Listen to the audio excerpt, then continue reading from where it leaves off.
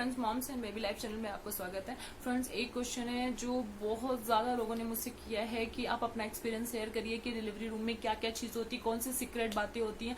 और जैसे कि मैं आपको बता दूं कि उनको पता ही होगा, वो मेरे वीडियो देख रहे होंगे कि किन्होंने मेरे से ही क्वेश्चन किया है।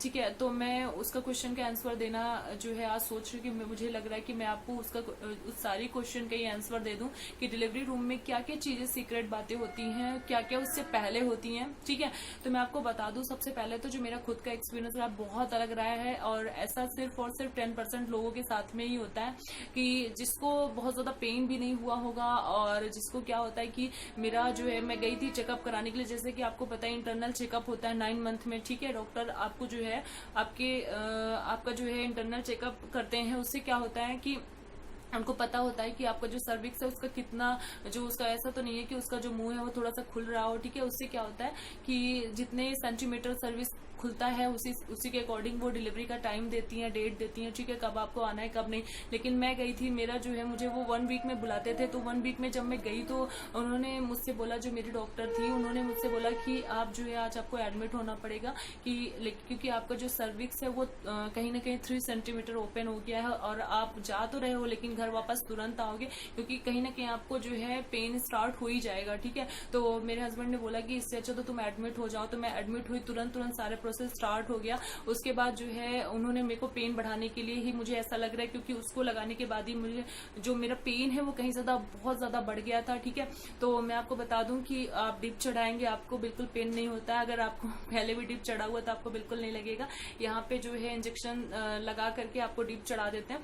उससे क्या होता है, आपको जो पेन है वो कहीं ना कहीं थोड़ा बढ़ने लगता है। ठीक है, उसके बाद आपको एक चीज बता दें कि जैसे ही आपको थोड़ा थोड़ा डिप लग जाए, आपको बैठना नहीं, मतलब यानी आपको ना बैठना है ना लेटना है, आपको कंटिन्यूअस चलते रहना है। चलते रहने से क्या होता है कि आपके जो डिलीवरी टाइम है उसमें थोड़ी सी कमी आ जाएगी। साथ ही साथ आपको पेन भी ज्यादा महसूस नहीं होगा। लेटे रहने से बहुत ज्यादा पेन महसूस होता है। इसके साथ ही अगर आपको बहुत ज्यादा पेन हो रहा है तो आप अपने हस्बैंड या जो भी आपके साथ क्लोज गए हो, जो भी फैमिली मेंबर्स हैं, उनसे आप अपनी कमर में सहलाने के लिए कह सकते हैं। उससे कहीं ना कहीं कुछ हद तक पेन जो है वो थोड़ा कम हो जाता है। जैसे ही आपको पेन स्टार्ट होता है, ये चीज तो आपने सुनी होगी, बहुत सारे वीडियोस में भी देखी होगी, लेकिन मैं आज आपको कुछ ऐसी बातें बताऊंगी जो शायद ही किसी वीडियोस में आपको बताने को मिला हो या आपने सुना होगा।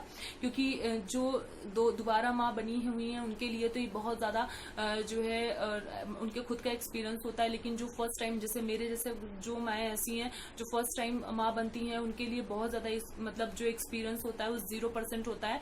तो वो बहुत ज्यादा वीडियोज देखती हैं, उससे उनको बहुत ज्यादा मोटिवेशन मिलता है। साथ ही साथ जैसे मेरा जो चैनल है उसमें मैं मोटिवेट भी करती हूँ, चीजें बताती हूँ कि हर किसी की बॉडी अलग होती है, हर किसी को बहुत ज्यादा भी पेन हो सकता है, हर किसी को बहुत ज्यादा पेन कम हो सकता है। एक चीज और बता दे, बहुत ज्यादा वीडियोस में आप लोग देखते हो कि जिनको पीरियड्स में पेन नहीं होता था उनको पेन नहीं होगा, जिनको पीरियड्स में बहुत ज्यादा पेन होता था उनको पेन बहुत ज्यादा होता है। ठीक है, तो ये मैं आपको बता दूं बिल्कुल भ्रम है, बिल्कुल इस बात पे मत आइएगा। मुझे पीरियड्स के दौरान इतना पेन होता था कि मैं आपको बता नहीं सकती, मेरे पास वर्ड नहीं है बताने के लिए। ठीक है, और मुझे प्रेगनेंसी के दौरान बहुत ज्यादा पेन नहीं हुआ फ्रेंड्स, ट्रस्ट मी।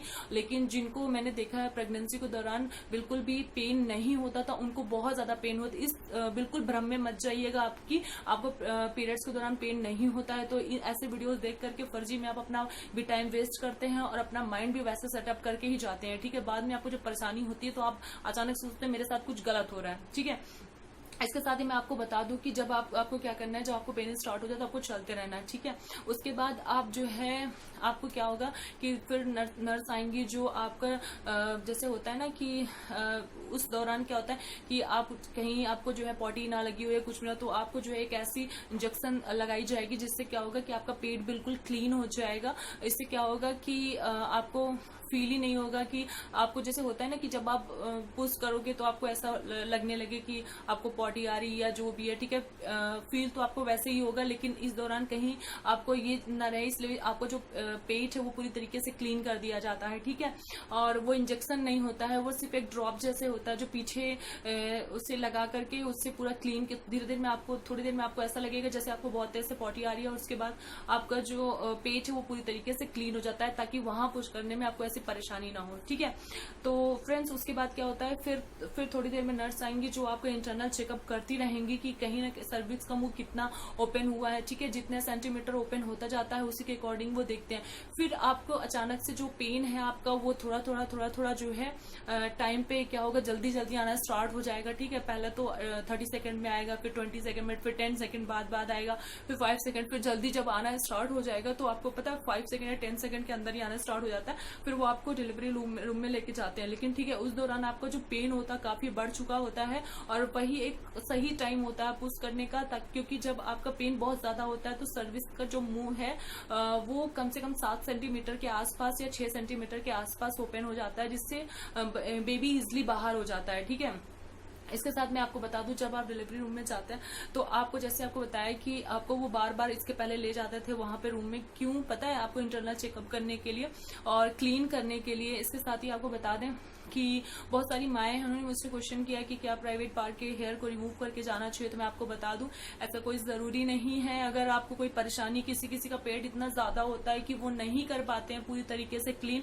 और क्लीन करने के चक्कर में कहीं आप ऐसे कोई केमिकल्स वाली चीज यूज मत कर लेना जिससे कि आपके वेजाइनल के आसपास कोई इन्फेक्शन हो जाए, इससे आपकी नॉर्मल डिलीवरी तो कभी नहीं होगी।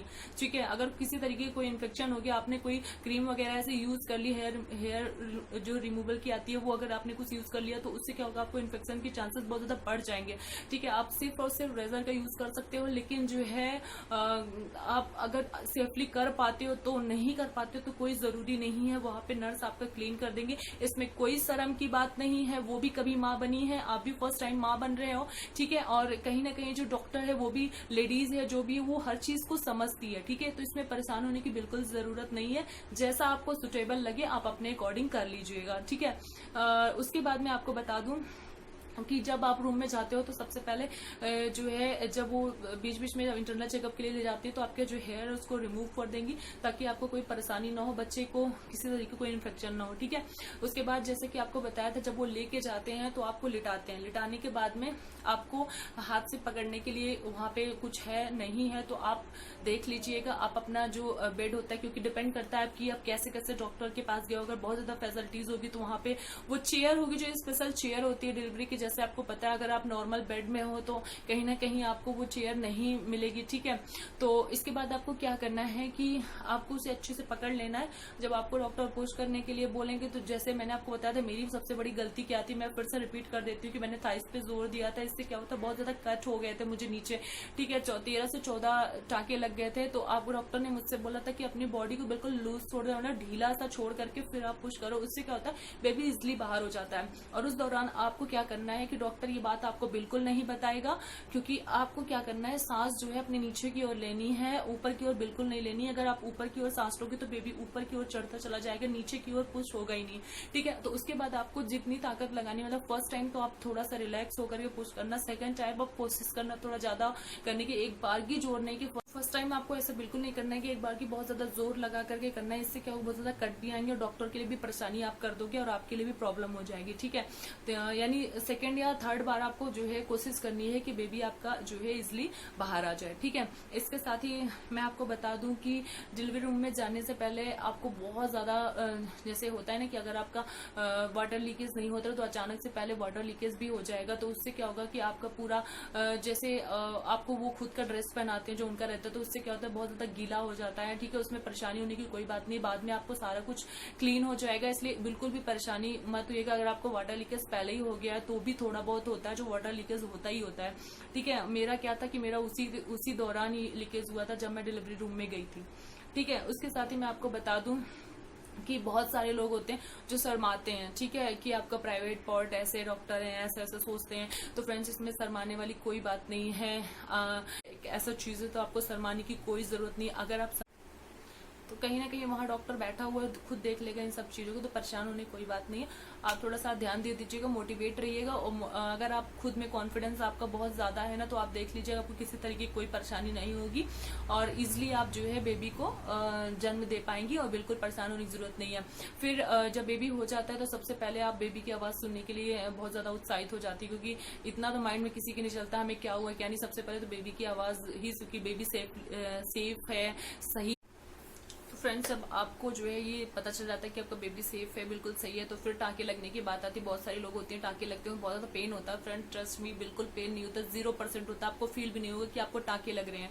ठीक है, तो इसमें बिल्कुल भी परेशान मत होइए, क्योंकि उस समय वो हमें जो है इंजेक्शन दिए होते हैं, जिससे क्या होता है कि हम फील नहीं कर पाते हैं बिल्कुल भी।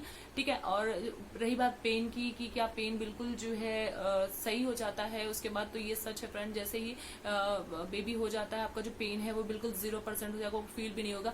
हाँ, एक चीज मेरे साथ, मेरा खुद का एक्सपीरियंस जो आपको बताना चाहूंगी। आपको पता है कि जो बेबी होता है जब हो जाता है, तो कभी कभी होता है ना कि जो डॉक्टर्स होते हैं बेबी को आपके ऊपर लिटा देते हैं, कभी कभी होता है नहीं लिटाते हैं। ठीक है, तो ऐसा मेरे साथ नहीं हुआ, मैंने ऐसा देखा है, टीवी में देखा है, बहुत सारे लोगों से सुना हुआ है कि वो आपके जो है ऊपर, यानी आपके छाती के ऊपर आके उनको लिटा देते हैं बच्चों को। मेरे साथ ऐसा कुछ नहीं हो, क्योंकि वो लेके चले गए थे, तो क्या मुझे बहुत ज्यादा डर लग रहा था कि पता नहीं बेबी को कोई प्रॉब्लम है कि नहीं, तो इससे बिल्कुल डरने की जरूरत नहीं, बिल्कुल परेशान मत होइएगा। ठीक है, तो ये सारी चीजें हैं जो डिलीवरी रूम के अंदर होती है, बिल्कुल परेशान मत होइएगा और मोटिवेट रहिएगा। यही आपकी सबसे बड़ा जो है, आप जिस भगवान को बहुत ज्यादा लाइक करते हैं उनके बारे में सोचिए, उनकी जो है उनके बारे में सोचिएगा, और देखिएगा आपको बहुत ज्यादा जो है एनर्जी मिलेगी। और उसके मेरे साथ जो हुआ, मैं अपना खुद का एक्सपीरियंस आपको बता दी, और मेरे साथ सब कुछ बहुत नॉर्मल हुआ, और बिल्कुल सोचने की जरूरत नहीं। वीडियो देख देख के बिल्कुल परेशान मत होइएगा कि इतना ज्यादा पेन होता है, उतना, ये सबके ऊपर डिपेंड करता है अपनी बॉडी कैसी है। ठीक है, तो फ्रेंड्स, इसके बारे में आज वीडियो बहुत ज्यादा बड़ा हो जाएगा मुझे ऐसा लग रहा है कि, लेकिन फिर मैं जो है अपना पूरा जो कैसा क्या एक्सपीरियंस रहा आपको बताऊंगी, क्या क्या सावधानियां बरतनी चाहिए, क्या क्या करना चाहिए, उसके बारे में पूरा वीडियो बनाऊंगी। तो अभी के लिए बस इतना ही, मिलेंगे अगले वीडियो में, तब तक के लिए bye bye, take care, love you all.